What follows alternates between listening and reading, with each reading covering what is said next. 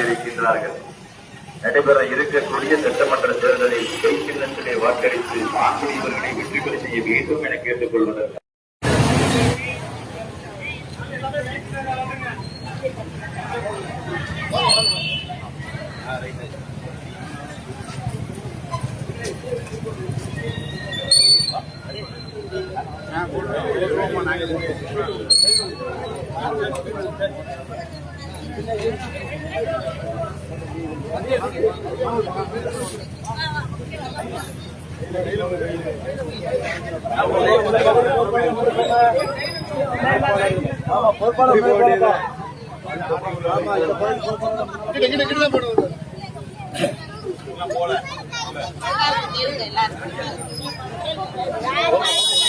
போய் கேட்கிறேன்.